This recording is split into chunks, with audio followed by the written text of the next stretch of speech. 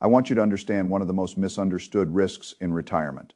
It is not a stock market crash. It is not inflation by itself. It is not even running out of money slowly over 20 years. It is the moment when a family believes the house is safe, believes the gifts were harmless, believes the paperwork is done, and then discovers that the system has been measuring everything for the last 5 years. That is the danger. The rule is called the Medicaid 5-year look-back. The name sounds technical. It sounds like a government administrative procedure. It sounds like something an attorney or a caseworker handles quietly in the background. But that name hides the real mechanism. It is not only a look-back, it is a penalty system. It can punish an older person for a Christmas check, a tuition payment, a car transfer, a forgiven family loan, or a gift that looked perfectly legal under federal tax rules. And by the time most families learn how it works, the options have already narrowed. That is why I want to walk through the machine carefully, not emotionally, mechanically, because in money, in law, in family planning, and in long-term care, the people who get hurt most are usually not the reckless people. They are the people who did not understand the rules until the rules were already being applied to them. If you are older than 65, if your parents are older than 65, if there is a home savings, investment accounts, or even modest family assets involved, this matters. The risk is not theoretical. Long-term nursing home care can cost more than $108,000 a year. In many places, that means more than $9,000 a month. That kind of cost can overwhelm even a household that thought it had done reasonably well. A person can spend a lifetime buying a home, saving carefully, paying taxes, helping children and grandchildren, and trying to leave something behind. Then a health event happens. A fall, a stroke, dementia, a decline in mobility, a hospital discharge into skilled care. A nursing home stay that was supposed to be temporary becomes long-term. And suddenly the family is inside a different system. The nursing home wants payment. The family savings begin to disappear. The person applies for Medicaid, and before Medicaid pays, the state asks a very specific question. What did you do with your money during the last 60 months? That question is the trap. A caseworker can review bank statements, property records, account transfers, gifts, checks, and transactions. The state wants to know whether assets were given away, transferred for less than fair market value, moved to relatives, or removed from the applicant's name during the 5-year look-back period. The state's logic is simple. If you gave away assets during the look-back period, you could have used those assets to pay for care. Therefore, the state may delay Medicaid coverage. The emotional reality is much harsher. You may have given the money away with no intention of qualifying for Medicaid. You may have helped a grandchild with school. You may have given birthday gifts. You may have helped a son repair a car. You may have paid for a family wedding. You may have forgiven a loan because it was family. You may have sold an old car to a nephew for $1 because you did not think it mattered. You may have made a charitable gift. You may have done the ordinary things families do, but Medicaid may not treat those as ordinary. Medicaid may treat them as transfers. And transfers can create a penalty period. Here is the mechanism. The state adds up the amount transferred during the look-back period. Then it divides that amount by a number called the regional penalty divisor. In many places, that divisor is around $10,000 to $12,000, though it varies by state and region. The result is the number of months Medicaid will not pay for care. This is where families get trapped. The penalty is not just a fine you can pay and move on from. It is a period of ineligibility. During that period, the nursing home still has to be paid. If the cost is $9,000 a month and Medicaid refuses to pay for 6 months, that is a $54,000 problem. But the whole reason the person applied for Medicaid was that they did not have enough money to pay. So the system says, you gave the money away, so you must pay. The family says, we cannot pay because the money was already given away. The state says, then Medicaid will not pay yet. The nursing home says, I still need to be paid. That is how the pressure moves toward the house. Most people believe the house is different. They believe the house is protected because Medicaid does not always force the home to be sold before benefits begin. That belief is partly true and therefore especially dangerous. While the Medicaid recipient is alive and the home is treated as exempt under the rules, the house may not have to be sold immediately for the person to qualify. That creates a feeling of safety. But exemption during life is not the same as protection after death. After the Medicaid recipient dies, another part of the system activates. It is called Medicaid estate recovery. Federal law requires states to seek recovery for certain Medicaid costs paid on behalf of beneficiaries over age 55. In practice, the most important recovery target is often the house. The state can file a claim against the estate. The heirs may receive a letter saying that the care costs must be repaid. If the estate does not have cash, the house may have to be sold. The home that parents believed would pass to children or grandchildren can become the asset used to repay the state. That is the part many families never hear clearly. The house may be protected while you are alive, but it may not be protected after you die. Those are not the same thing. In the source story, the average estate recovery claim is said to exceed $74,000, and in some states it can be far higher. Whether the exact number differs by state or year, the principle is what matters. A claim can be large enough to force a sale, and once the estate recovery process begins, the family is no longer planning, it is reacting.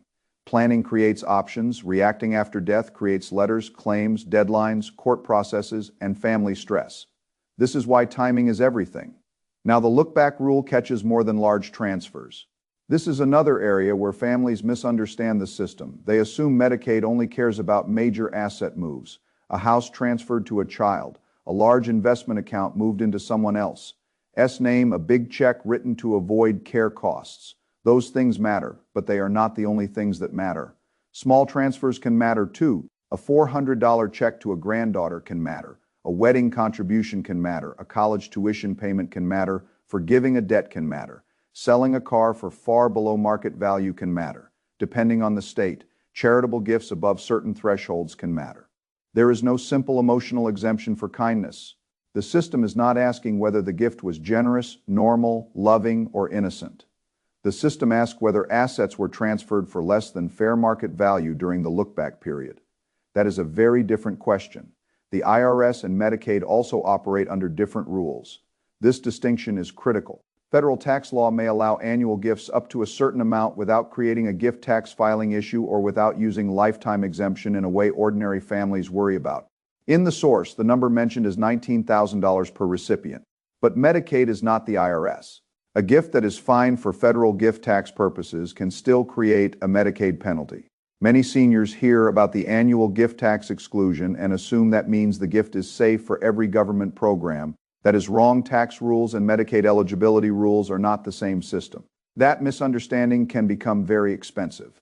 If you are planning for taxes, you need tax advice. If you are planning for long-term care, Medicaid eligibility, and protecting a home from estate recovery, you need elder law planning. Those are related but not identical. Now consider the married couple. Most married people assume that if one spouse goes into a nursing home, the healthy spouse who remains at home will be protected. There is some protection. It is called the Community Spouse Resource Allowance. In the source, the 2026 maximum amount is described as $157,920 of countable assets that the AT home spouse may keep. At first, that sounds like a lot of money. But then you have to look at what it must cover. Property taxes, home repairs, Medicare premiums, supplemental insurance, groceries, utilities, transportation, medication, emergencies, inflation, the rest of the healthy spouse's life. If the healthy spouse lives another 15 or 20 years, that amount can be frighteningly small. A number that looks large in a legal rule can be modest when spread across real life. This is the problem with planning by headline numbers. The state may say a spouse can keep a certain amount. The household may discover that the amount is not enough to feel safe. At the same time, the spouse in the facility may be receiving care that costs more than $9,000 a month. So the family is split between two financial pressures. One spouse is in a care facility with extreme monthly costs. The other is at home trying to survive on a restricted asset base. This is how long-term care can damage a marriage financially even near the end of life. It is not only a medical problem, it is a balance sheet problem. Now, there is another layer many families do not know about. In some states, there are laws called filial responsibility laws. These laws can allow adult children to be held responsible for certain unpaid care costs of their parents. The source names states such as Pennsylvania, North Carolina, New Jersey, Connecticut, and Georgia among those with older laws on the books. For a long time, many people treated these laws as dormant. Then cases began reminding families that dormant does not always mean dead. The source refers to a Pennsylvania case where an adult son was held liable for a large nursing home bill for his mother's care. The lesson is not that every child will automatically be sued in every state. That would be too simplistic. The lesson is that long-term care debt can sometimes move beyond the elder's estate and into the family system. A nursing home does not operate on sentiment. It has bills, it has receivables, it has lawyers. If there is unpaid care, it may pursue recovery wherever the law allows. That is why families need to understand the rules before a crisis. When the nursing home is already billing $9,000 a month, time becomes expensive. Now let us look at the example from the source because examples make the system clearer. A 78-year-old widow in Ohio transferred $45,000 to her daughter over 4 years. Not one giant scheme. Birthday gifts, holiday checks, help with a car repair, normal family support. Then she entered a nursing home in month 47. The state looked back. The transfers were inside the 60-month period. The state divided $45,000 by Ohio's penalty divisor, described in the source as $7,463 per month. That created a penalty of about 6 months. During those 6 months, Medicaid would not pay. The nursing home billed $9,200 per month. The bill became $55,200. She did not have the money. A lien was placed against the house. Then she died 8 months later. The state filed an estate recovery claim for additional care costs.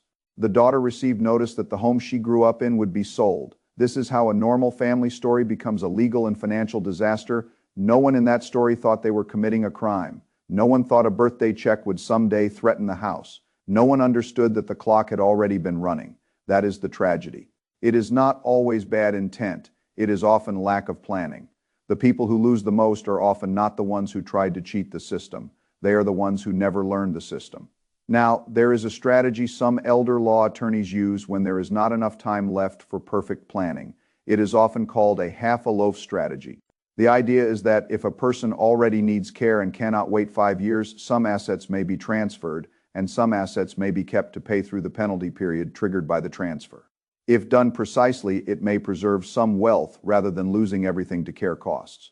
But this is not a simple do-it-yourself strategy. It requires timing, it requires specialized legal guidance, it requires understanding the state rules. It often must be done before the Medicaid application is filed.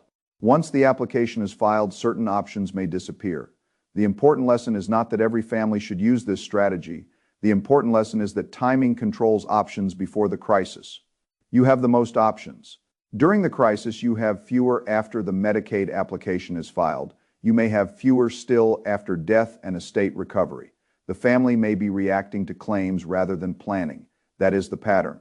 The earlier you act, the more tools exist. The later you act, the more the system acts on you. Now, the source points to one specific planning document many families do not ask about. It is called a Medicaid Asset Protection Trust. This is an irrevocable trust used in elder law planning. Assets such as a home, savings, or investments may be moved into the trust once properly transferred and once the required look-back period has passed. Those assets may be protected from being counted for Medicaid eligibility and from certain estate recovery claims, depending on the state rules and trust structure. The crucial word is irrevocable. You do not simply put assets into the trust while still fully controlling them as before. The trust owns the assets. You may still be able to live in the home. You may still receive income from certain assets depending on the structure, but you cannot casually take the assets back as if nothing changed. That loss of control is the trade-off. This is why planning must be thoughtful. A Medicaid Asset Protection Trust is not a magic box. It is a legal structure with consequences. It must be drafted correctly. It must be funded correctly. It must comply with state rules. The 5-year clock does not begin when you think about it. It does not begin when you call the attorney. It does not begin when you say you should plan someday. It begins when the assets are actually transferred into the trust. That is the most important timing detail. The source is correct to emphasize that funding matters. An unfunded trust may be only paper. Paper does not protect assets that never moved. Families sometimes pay for legal documents and think the plan is done, but the deed was never transferred. The accounts were never retitled. The assets never actually entered the structure. That can be disastrous. The protection depends on execution. Now, in certain states, the source mentions a related tool called a Lady Bird deed, also known as an enhanced life estate deed. States mentioned include Florida, Texas, Michigan, West Virginia, and Vermont.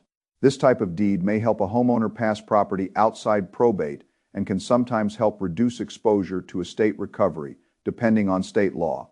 But this is highly state-specific. A Lady Bird deed is not available everywhere. It does not solve every issue. It does not replace full planning for all assets. It is often focused on the home, Again, the principle is not to copy a tool from a video. The principle is to ask a qualified elder law attorney what tools apply in your state. The right phrase matters because many families walk into an attorney's office and ask for a will. A will is not the same as Medicaid planning. A will says who gets assets after death. It does not by itself protect the assets from being spent down for care or recovered by the state. A standard will may cost a few $100s. A properly drafted Medicaid Asset Protection Trust may cost several $1,000s. The source says the trust can cost between $4,000 and $12,000. That is expensive, but the cost must be compared with the risk. If nursing home care costs more than $100,000 per year and a house or lifetime savings are at stake, the planning cost may be small relative to the exposure. But families do not know to ask. They ask for a will. They leave with a will. They believe they have handled estate planning. Then long-term care enters the picture, and the will is not enough. That is the failure. Estate planning and long-term care planning overlap, but they are not identical. A will is a death document. A Medicaid plan is a long-term care and asset protection structure. You may need both. Now, what should a family actually do? I would not approach this with panic. Panic leads to bad transfers, rushed decisions, and mistakes that make the problem worse. I would approach it as a system. First, reconstruct the last 60 months. Pull bank statements, review property transfers, review checks to family, review gifts, review any large withdrawals, review account movements, review car transfers, review forgiven loans, review charitable gifts. You cannot plan around exposure you have not measured. If a transfer happened, know the amount and date. Do not guess. Second, identify the right professional. A general estate attorney may not be enough. You want someone who practices elder law and Medicaid planning regularly. The source mentions the CELA designation, Certified Elder Law Attorney. That certification can be useful because it signals specialization. The point is not merely the letters. The point is expertise. Medicaid planning is state-specific, technical, and timing. Sensitive, the wrong attorney can give incomplete advice. Third, ask directly about a Medicaid Asset Protection Trust. Do not assume the attorney will bring it up. Ask whether you qualify. Ask what assets can be protected. Ask what control you give up. Ask how income is treated. Ask whether the home should be placed in trust. Ask how the trust affects taxes. Ask how it affects step-up in basis. Ask how it affects property tax rules in your state. Ask how it affects Medicaid eligibility. Ask how it affects estate recovery. Ask how the trust must be funded. Ask what happens if care is needed before 5 years pass. These questions matter. Fourth, if you live in a state where a ladybird deed is used, ask whether it applies to your home. Do not assume. Verify. Fifth, fund the plan. A trust that is not funded does not do what people think it does. The deed may need to be changed. Accounts may need to be retitled. Beneficiaries may need to be reviewed. The attorney should guide the process, but the family must make sure execution happens. Sixth, communicate with adult children. The children need to understand what is being protected, what is not being protected, what gifts can cause problems, what powers of attorney exist, and what to do if a health event occurs. Many families lose money because no one knows the plan. A parent becomes ill. A child begins writing checks. Someone applies for Medicaid too early. Someone transfers money after the wrong date. Someone signs paperwork without understanding consequences. The plan must be understood before stress arrives. Now, there is a key psychological problem. Many seniors do not want to give up control. That is understandable. They worked for the assets, they bought the home, they saved the money. They do not want an irrevocable trust because it feels like losing ownership. That feeling is real, but the question is not whether the trust reduces control. It does. The question is what risk you are trying to reduce and whether the trade-off is worth it. If you keep full ownership, you keep control, but the assets may remain exposed to Medicaid spend-down rules and estate recovery. If you move assets into a properly structured, irrevocable trust, and the clock runs successfully, you may reduce exposure, but you accept limits on control. There is no free lunch. Every strategy has a cost. The right answer depends on age, health, assets, family situation, state law, need for liquidity, income requirements, tax issues, and values. That is why this is not a do-it-yourself decision. It is a planning decision. Now, I want to emphasize one more important distinction. Medicaid is not Medicare. Many families confuse them. Medicare may cover certain medical costs and limited skilled nursing care under specific conditions, often for a short period. Medicaid is the program many people turn to for long-term nursing home care after assets are spent down or protected through proper planning. Long-term care is where the danger lives. A person may think Medicare will cover the nursing home. Then they discover the coverage is limited. Then Medicaid becomes the next option. Then the 5-year look-back appears. This sequence catches families off guard. That is why understanding long-term care before the hospital discharge is critical. A crisis is the worst time to learn government program rules. Now, there is a broader principle here. Governments operate through rules, not intentions. You may intend to help a child. You may intend to give a holiday gift. You may intend to make a family loan informal. You may intend to keep the house in the family. You may intend that your spouse remain secure. But the system may not care about your intentions. It cares about transfers, dates, documents, eligibility, countable assets, exemptions, penalties, estate recovery, and state rules. This is why good people get hurt. They assume fairness will be based on intent. The system applies rules. If the rules are harsh, the remedy is planning before the rules are applied. Now, the original source takes a very alarmed tone, and I understand why. The consequences can be severe, but I would frame the problem in a more precise way. The Medicaid system is not designed primarily to preserve inheritances. It is designed as a payer of last resort for people who meet financial eligibility rules. If a person gives away assets shortly before needing care, the system may say those assets should have been used for care. That is the policy logic.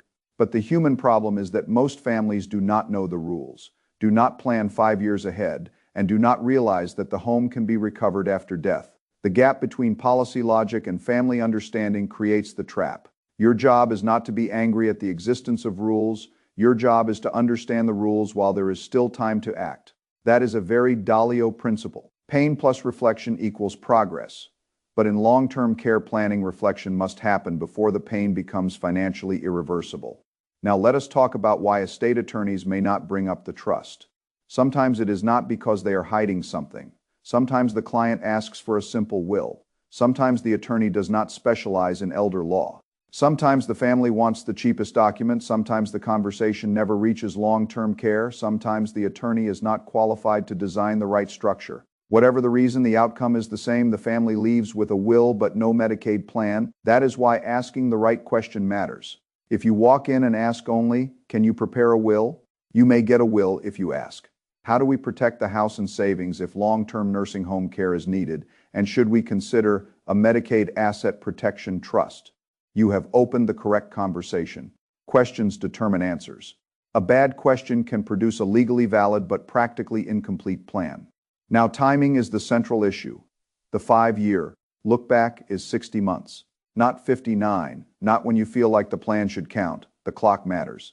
If assets are moved into a properly structured trust today and care is needed after 5 years, the protection may be much stronger. If care is needed in year 4, the assets may still be inside the look-back period that can create partial exposure or penalties. So planning at age 65 may be far more useful than planning at age 85 after a diagnosis. That does not mean older people should give up. Even late planning can sometimes help, but early planning creates more options. The most expensive day is often the day after the planning should have started. Every day of delay extends the vulnerability period. Now, families often avoid this because it feels uncomfortable. Talking about nursing homes feels like admitting decline. Talking about irrevocable trusts feels like giving up control. Talking about children and inheritance can create family tension. Talking about Medicaid can feel embarrassing, but avoidance does not change the risk. It only transfers the risk to a later date when choices are fewer. This is what many people do with money. They avoid the hard conversation until the hard conversation becomes a hard reality. Do not do that here. If there is a home and an older parent, talk about it. If there are gifts to children and grandchildren, talk about it. If there is a spouse who might be left at home, talk about it. If there are adult children in states with filial responsibility laws, talk about it. If there is no long-term care insurance, talk about it. Silence is not protection. Now, what about long-term care insurance? The source does not focus heavily on it, but it belongs in the framework. Long-term care insurance can sometimes help cover care costs and reduce pressure on assets, but it can be expensive, difficult to qualify for, and subject to policy limits. Some people buy it, some cannot, some waited too long, some policies do not cover enough. It is one possible tool, it is not the whole plan. The broader plan may include insurance, trusts, deeds, powers of attorney, asset titling, spending strategy, family communication, and Medicaid planning. Again, the goal is not one magic document. The goal is a system. Now, I want to be clear about powers of attorney. A power of attorney is important because someone may need authority to act if the elder becomes incapacitated. But a power of attorney does not by itself protect assets from Medicaid recovery. It simply gives another person authority to act. If the person acting under power of attorney does not understand the Medicaid rules, they may make mistakes, they may write gifts, pay relatives, transfer property, or file applications without understanding consequences. So the power of attorney must be part of a coordinated plan. Authority without knowledge can create damage. Now, let us return to the house. Emotionally, the house is not just an asset, it is memory, it is family history, it is the place where children grew up, it is the result of decades of work. It may be the only significant wealth the family has. That is why estate recovery is so painful. Families do not feel like the state is taking an investment. They feel like the state is taking the family story. But from the state's perspective, the house is an asset in the estate that can repay care costs. Those two perspectives collide. Planning is the way to reduce that collision without planning. Emotion arrives after the legal claim, and emotion does not defeat a valid claim. Documents, timing, and structure matter more. This is why the phrase Medicaid Asset Protection Trust matters. It gives the family a specific tool to discuss, but it must be understood correctly. A trust can protect assets only if it is designed, funded, and timed properly. It can also create trade-offs. It may affect access to principal, it may affect taxes, it may affect eligibility for other benefits. It may create administrative duties, it may require a trustee, it may create family governance issues. These are not reasons to ignore it, they are reasons to plan carefully. Now, let us talk about the adult children. Adult children often assume their parents handled everything. The parents assume the children do not need to know.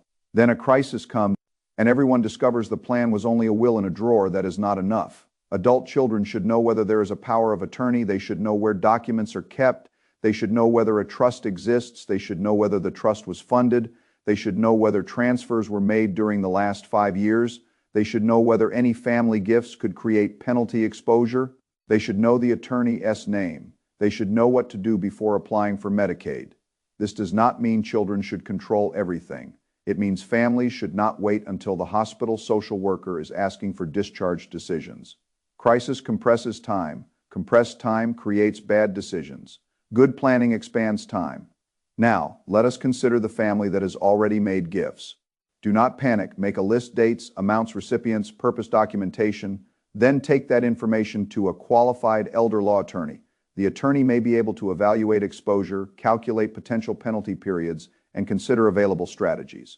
Some transfers may be exempt, some may not. Some documentation may matter, state rules may differ, guessing is dangerous. Professional analysis is necessary. The wrong move after discovering the problem can make it worse. For example, trying to reverse transfers without advice may create new issues. Filing a Medicaid application at the wrong time may kill planning options. Moving assets informally may create penalties. Mixing funds may create confusion. When the problem is technical, the response must be technical. Now, the source says to pull every bank statement for 60 months and look for transfers over $500 to family members. That is a practical screening approach. It may not capture everything. And different states may have different thresholds or scrutiny, but the exercise is useful. The point is to stop living in vague confidence. Vague confidence says, we probably did nothing wrong. The spreadsheet says, here are the transfers, dates, amounts, and possible exposures. The second version is actionable. Now, let us think in probabilities. Not every senior will need nursing home care. Not every person who needs care will stay long enough to exhaust assets. Not every estate will face the same recovery process. Not every family lives in a state with the same rules. Not every trust is appropriate. But the risk is large enough that ignoring it is irresponsible.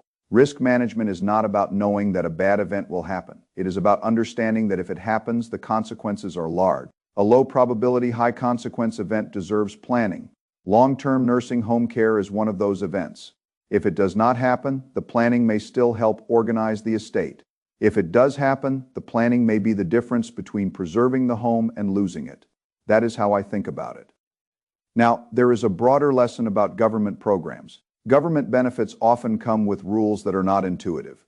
People assume common sense will apply, but administrative systems do not operate on common sense alone. They operate on definitions, countable assets, exempt assets, transfers, penalty periods, estate recovery, community spouse allowances, regional divisors, look-back windows, eligibility dates, funding dates. These definitions determine outcomes. If you do not know the definitions, you are playing a game without knowing the rules. That is never a good position.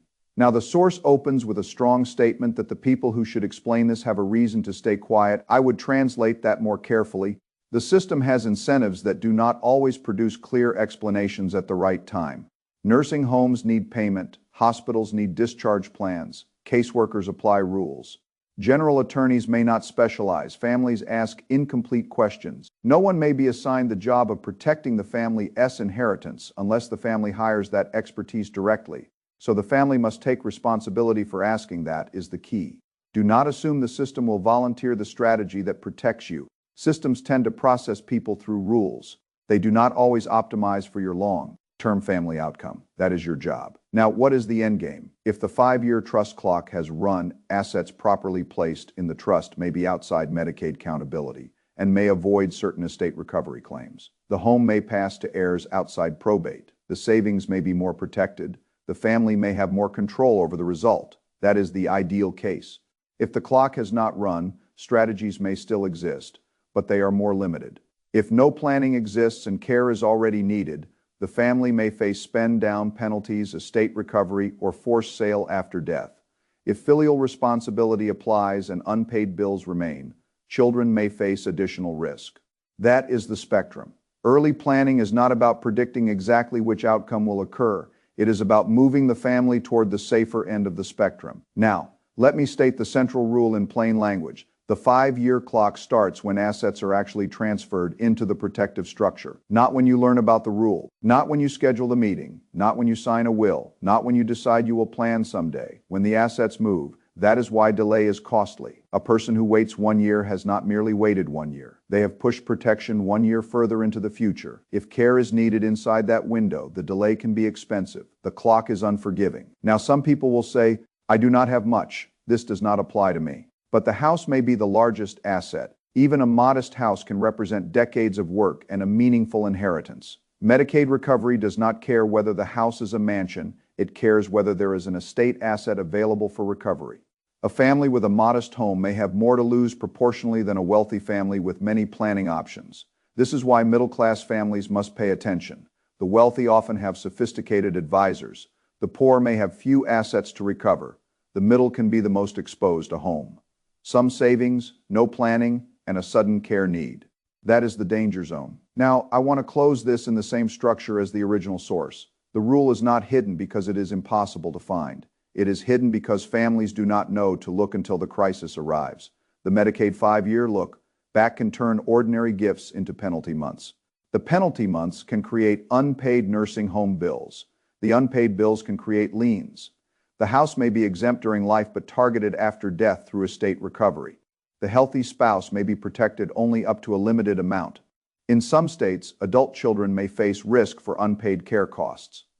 Late-stage strategies like half-a-loaf may help in some cases, but only with precision and usually before the Medicaid application is filed. The stronger tool is early planning through structures like a Medicaid Asset Protection Trust and in certain states a ladybird deed for the home. The key is to act before the 5-year clock becomes the problem. That is the whole message, not panic.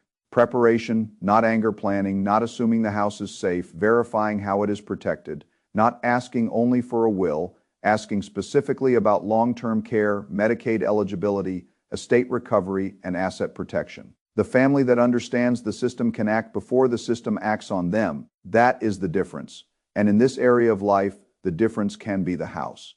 The savings, the spouse's security, and the inheritance that a parent worked a lifetime to leave behind. The most expensive day is often the day after you should have started. So start before the clock is already against you.